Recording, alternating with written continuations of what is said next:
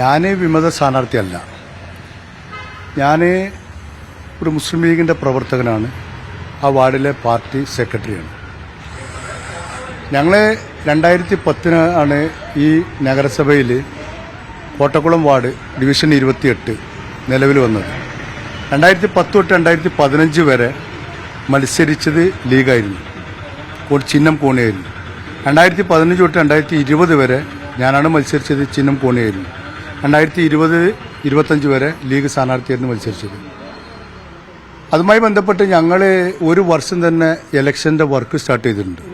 ഒരു വർഷമായിട്ട് ഞങ്ങൾ ഇലക്ഷൻ്റെ ക്യാമ്പയിനും വർക്കും സ്റ്റാർട്ട് ചെയ്ത് മുന്നോട്ട് പോയിക്കൊണ്ടിരിക്കുമ്പോഴാണ് ഈ സോഷ്യൽ മീഡിയയിലാണ് ഞങ്ങൾ അറിയുന്നത് ഈ വാർഡ് കോൺഗ്രസിന് വിട്ട് കൊടുത്തിട്ടുണ്ട് മത്സരിക്കാൻ എന്നുള്ള വിവരമാണ് ഞങ്ങൾക്ക് കിട്ടുന്നത്.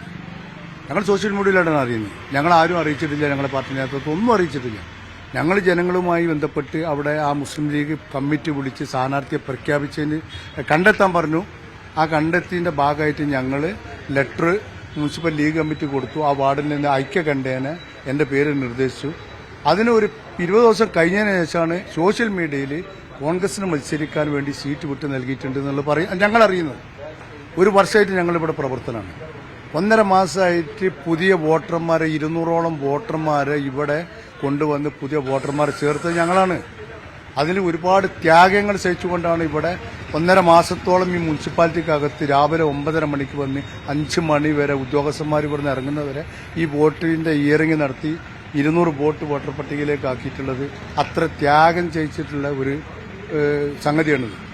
എന്നിട്ട് ഞങ്ങൾ ഇവിടെ വന്നിട്ട് പറയുന്നത് ഞാൻ വിമതനാണ്. ഞാൻ ഒരിക്കലും വിമതനല്ല.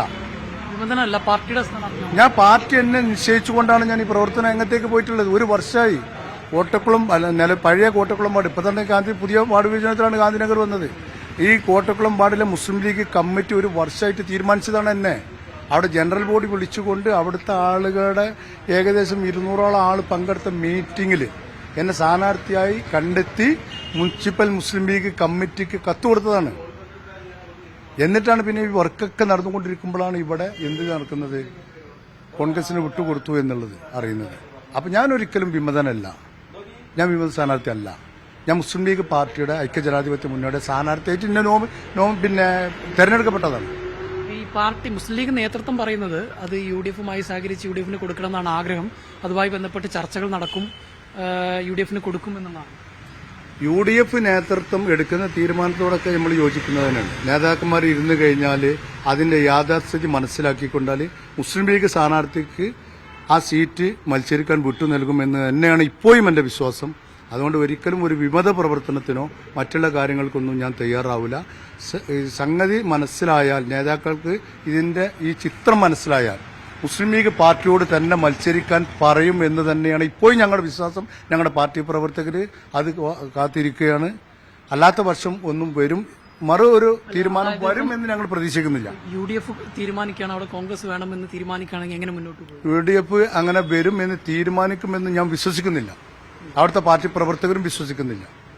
അതായത് അങ്ങനെ മുന്നോട്ട് പോവുകയാണെങ്കിൽ പാർട്ടി നടപടി നേരിടും, അല്ലെങ്കിൽ നടപടി സ്വീകരിക്കുന്നതാണ് പറയുന്നത്. മുസ്ലിം ലീഗ് പാർട്ടിക്ക് ഞങ്ങളെ ഒരു 700-ഓളം പ്രവർത്തകർക്ക് നേരെ നടപടി സ്വീകരിക്കേണ്ടി വരും.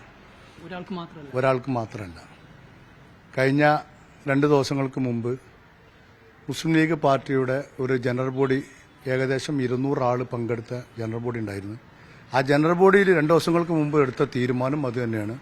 നിലവിലെ വാർഡ് മുസ്ലിം ലീഗ് കമ്മിറ്റിയും യൂത്ത് ലീഗ് കമ്മിറ്റിയും MSF കമ്മിറ്റിയും വനിതാ ലീഗും നിലവിൽ ഇപ്പോൾ അവിടെ പിരിച്ചുവിട്ടിട്ടുണ്ട്. ഇപ്പോൾ ഞങ്ങൾ ഇങ്ങനെയാണ് പോകുന്നത്. ഞങ്ങൾ ലീഗ് പ്രവർത്തകരാണ്. ലീഗാണ് ഞങ്ങളെ പാർട്ടി.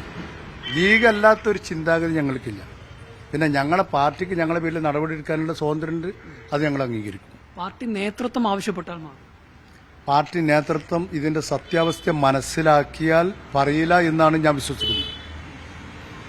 ഞാൻ മാത്രമല്ല, ഞങ്ങൾ പറയില്ല എന്ന് തന്നെയാണ് ഞങ്ങളുടെ വിശ്വാസം.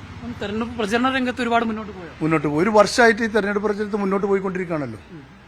ഒരു വർഷമായിട്ട് 4-5 ദിവസങ്ങൾക്ക് മുമ്പാണ് ഞങ്ങൾ സോഷ്യൽ മീഡിയയിലൂടെ ഇത് അറിയുന്നത്.